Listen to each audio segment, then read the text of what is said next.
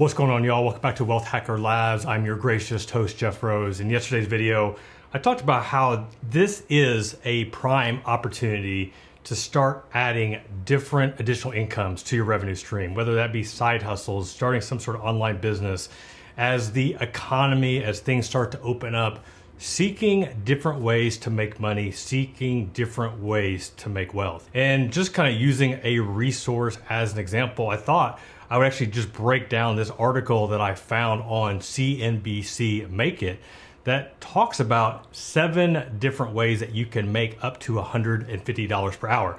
Now, do I vouch for every single way? Well, we're going to talk about that here in a second, but at least we're going to break down what these 7 different ways are. So taking a look at the screen, so this is the article, CNBC Make It, and I'll have a link to this in the description, so if you want to read it yourself. But as you can see, as the headline says, 7 side hustles that you can make up to $150 per hour. And really right now, I mean, this is one of the things that has grown immensely. People making money on the side. A lot of the times you can make money online. Sometimes it does require doing something like, well, you'll see number 7 here, but going out and doing different types of gigs. Either way is asking yourself the question, like, what are you doing in your spare time? How are you increasing your revenue? How are you increasing your marketability? And these are the things that, I mean, sometimes these are hard questions to answer because sometimes you have to realize and answer like, man, I'm not really doing anything. So anyway, but number 1 here is tutor English online. And if I wasn't a tutor, I don't know if I would fully be on board with this, meaning that like, okay, can you really make money tutoring? Does that actually exist?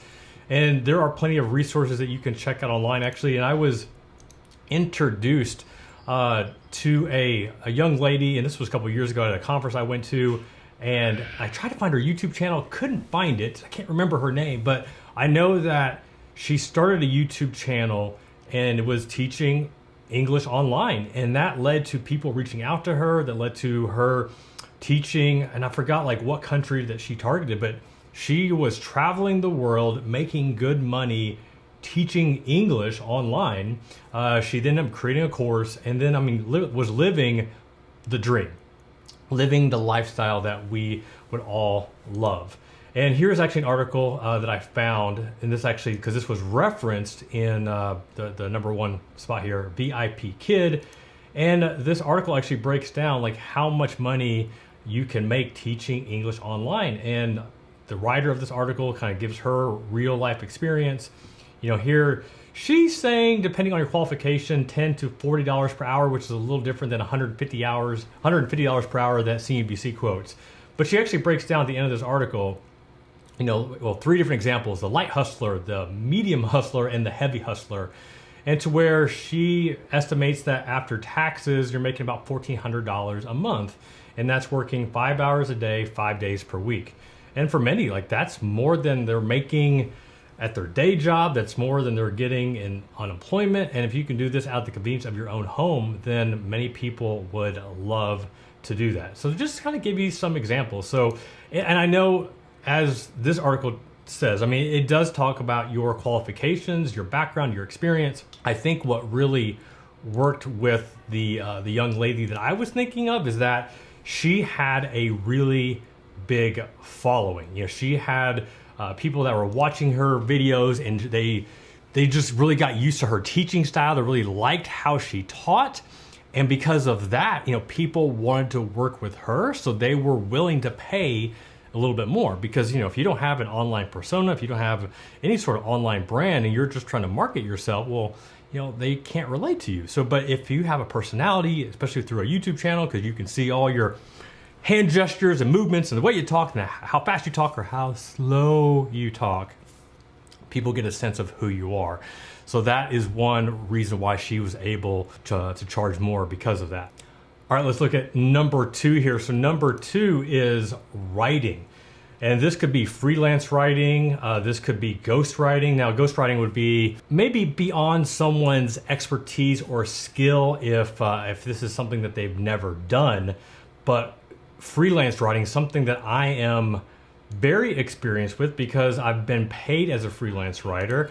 I've also connected with tons of freelance writers for my blog. For a lot of the publications that I write for, you might not know this, but I actually have ghostwriters that take my previous content, and sometimes I'll give them some notes or I'll call in some ideas using a transcription service, just so that they know where they know where I want to go with the article, because they don't have my knowledge, they don't have my experience that I want to share in these articles. But nonetheless, like, I have paid thousands and thousands of dollars to freelance writers over the years, and I know it's something that you can make a lot of money on.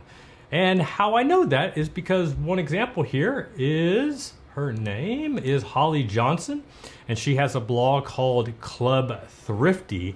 And one thing about her blog, like, what she's really known for more is traveling the world, utilizing credit cards and reward points, and taking her family, when I mean everywhere, like literally everywhere.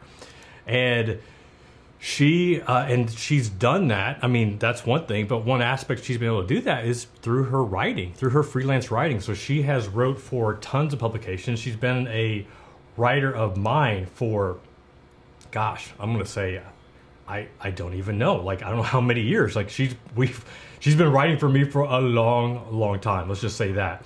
And this is a course that she has that teaches others, you know, how to make over 6 figures per year writing. And like, she is a great resource for that. She's also an amazing resource for how to, I guess, hack credit card rewards. I mean, she's got a lot of experience with that as well. But definitely, she is one that you can vouch to make $150. And here it says, you know, experienced writers charge as much as $150 per 500-word blog post. Yeah, I would say, I'm trying to think, like, the most I've ever paid, but I definitely have paid several $1,000s for a longer post. But, you know, to pay anywhere from $800 to $1,500 for a 1,000-word article is definitely the real deal. So that is something that is very much a reality. All right, so let's look at number 3 here. Be an online mock juror. I don't really know much about this one. I don't know if you have any experience with this. I'm just thinking somebody who's like on like Judge Judy, that's probably a bad example, but I've actually never been to jury duty. I've been able to get out of it. I mean, legally, they didn't need me, thankfully. But so I've never actually done this. You know, it does give a few options here where it talks about online verdict, virtual jury, or e-jury. I don't know much about that. So I'm actually curious if you have any experience being a online mock juror. Did you actually make money from it? Was it worth your time? Let us know so we know if this is something worth looking into. All right, so looking at number 4 here. So translate, fluent in another language. And I guess this also could be tied to the whole tutoring, you know, English or any other language. I also don't have much experience with this. Like, I know what I do have experience in is not so much translating, but transcription. So transcription is something where I used to pay somebody, and I forgot what I paid them, but I was paying them a good chunk of money to transcribe my videos. So the videos that you see here on YouTube, I would take these videos, I would transcribe them, and then we would turn those into a blog post. And you know, there's a site called rev.com that you can take a look at. That's actually what I use right now to transcribe all of my videos. But with Rev, you know, you're getting an English-speaking person that is transcribing the videos. So they're always looking for people. So that might be somewhere where you can look to apply. And so that's just like one example. All right, so let's look at the next one here. Taking surveys online or by phone. And I know, I'm sure like many of you, when you see taking surveys online or by phone, like, I mean, we're thinking like Survey Junkie, we're thinking inbox dollars, and I'm sure you've seen some of the videos, you've seen the blog posts, and you know, most of those you're going to get paid $5 for an hour or 2 hours of your time. You could make more. I'm actually working on doing a video where I want to test this out and spend a few hours doing some online surveys to see how much I actually make or don't make. But some of the examples that it gives here, and with these, I think these are more like focus groups. So you got Schifrin, Hayworth focus group, or Find focus group. And my thinking here is that with focus groups, I mean, they're looking for a very certain demographic. So if you meet a certain demographic and you meet that criteria, they're most likely willing to pay more than just going on and doing, you know, one of these online surveys. So that's something definitely to look into. And number 6 here is be an influencer. I mean, yes, I like this one as an option. I don't think that I like it as being included a part of this, because an influencer is something that you just don't go do. Like, it takes time to build a following. It takes time to build influence. Like, you just don't start posting to Instagram or social media or even YouTube and all of a sudden, like, people are just like, oh yeah, I'm gonna do this, I'm gonna buy this. That takes a lot of time. That being said, if you have a very targeted group, a very targeted following, so if you choose a niche, and we can go back to tutoring online or tutoring for English, or maybe being even more specific, you are targeting Chinese females between the ages of 18 to 25, and that's your target market. So now, like, if there's some sort of I don't even know, like some sort of study program that, like, that's who they're targeting, and you can show them, like, hey, here's my target market. So and you only have, say, 150 followers, but they're all people that are Chinese women between the ages of 18 to 25. You know, someone is going to be willing to spend more money because they know that they're targeting to their right demographic.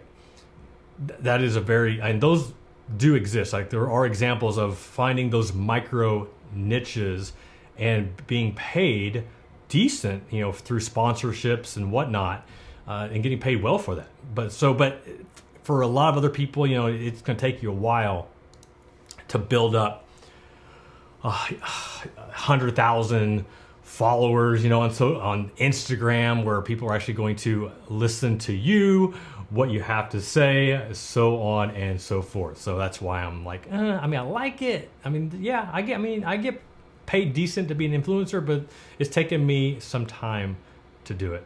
All right, looking at the last one here, make deliveries. And I will say one thing that we have fully supported here during the coronavirus quarantine life is deliveries.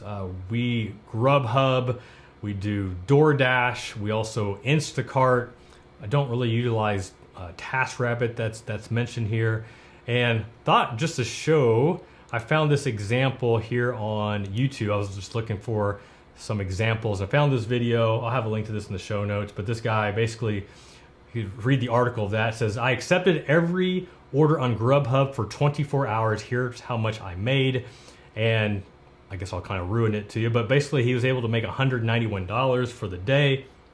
Now, I find that interesting because, you know, we're talking about an article on CNBC here talking about making $150 per hour, and this guy's saying that he made $191 for 24 hours. Now, in all transparency, I didn't watch the entire video. I just kind of skipped ahead to see what he had to say as far as the amount goes. So maybe I missed something here, but nonetheless, I mean, this is one of those things where, you know, I know a guy that was very entrenched in the financial services industry. I'll just leave it at that. And he was, I mean, at one time in his heyday, he was making over $1 million per year, and ended up losing his shirt, ended up losing pretty much everything. Fast forward to present day, you know, now he's kind of in between jobs. And right now he's been driving for one of these ride sharing services. This is before coronavirus and all that. But nonetheless, like, you know, he was doing something to earn some money, to earn a living, trying to support his family. And I know many of us that are laid off and, you know, maybe had a nice cush job, and now you're just not needed anymore. It's like, oh man, I don't want to do Instacart. I want to do DoorDash. Like, that's just beneath me. But, you know, like, it's, at least you're doing something. And sometimes, like, just having some sort of activity it just gets your juices flowing. It gets you out of a rut. You're not just stuck at home feeling sorry for yourself, just saying, woe is me. You're getting out there. And plus, you never know who you may run into just by putting yourself out there.